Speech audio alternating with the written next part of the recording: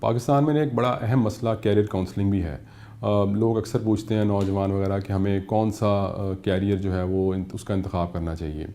اکثر آپ نے سنا ہوگا کسی لڑکے یا لڑکی سے بھی تم یہ بی ایس سی زولوجی کر رہے ہو تو کیوں کر رہے ہو؟ تو وہ جواب آئے گا وہ میرا دوست جو کر رہا ہے اس میں. یعنی ان کی اپنی کوئی اس طرح کی تھنکنگ ہی نہیں ہے, انہوں نے کچھ سوچا ہی نہیں ہے کہ میں اگر بی ایس سی زیولوجی کر رہا ہوں یا باٹنی کر رہا ہوں تو میں کیوں کر رہا ہوں آخر. اسی طرح ان کو والدین بھی پراپر گائیڈ نہیں کرتے, اور وہاں پر ایسا ہمارے ہاں کوئی کیریئر کاؤنسلنگ کے کوئی ماہرین بھی نہیں ہیں. سب سے پہلی بات تو اس میں یہ دیکھنے کی ہے کہ آپ وہ کام زندگی میں کریں جس سے آپ کو دلچسپی ہے.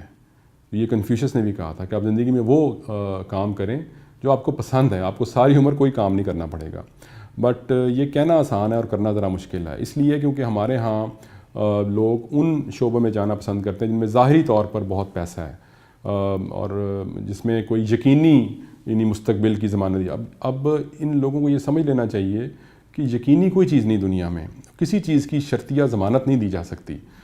لوگ ڈاکٹر اس لیے بنتے ہیں کیونکہ بہرحال آپ ڈاکٹر بن کے اپنا کلینک رن کر سکتے ہیں, آپ کو جابز اپرچونیٹی زیادہ ہیں, آپ ملک سے باہر جا سکتے ہیں.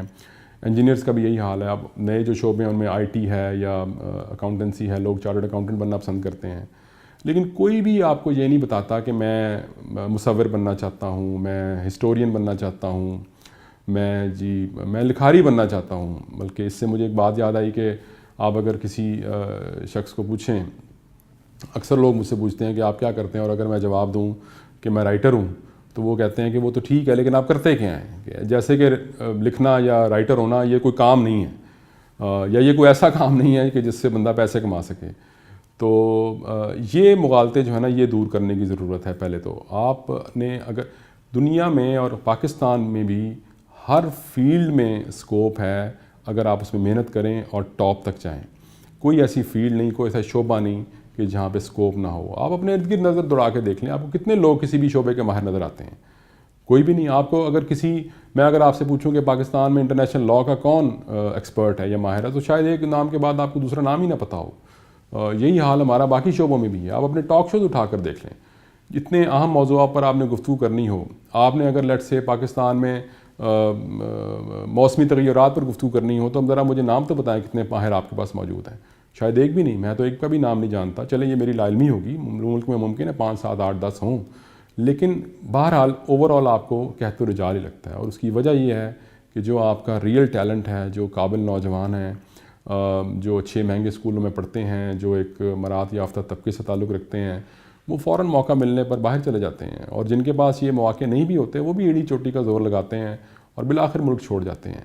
تو جو یہاں پہ بچتے ہیں لوگ بدقسمتی سے, وہ صحیح ان کو گائیڈنس نہیں ملتی اور وہ کسی ایسے کیریئر میں جا پہنچتے ہیں جن سے نہ ان کو دلچسپی ہوتی ہے, نہ ان میں اس کی ایکسپرٹیز ہوتی ہے. مطلب میں اکثر نوجوانوں سے ملتا ہوں اور میں دیکھتا ہوں کہ بھئی آپ چارٹرڈ اکاؤنٹنٹ بنے ہوئے ہیں, ویسے آپ کی اور کیا مشاغل ہیں؟ تو وہ مجھے اکثر مطلب بتاتے ہیں جی میں تو پینٹر بڑا اچھا تھا, میں فوٹوگرافر بڑا اچھا تھا, اور یا مجھے تاریخ سے بڑا دلچسپی تھی. تو لیکن وہ غلط شعبے میں آ جاتے ہیں اور وہاں پر بھی وہ ساری عمر تنگ ہی ہوتے ہیں.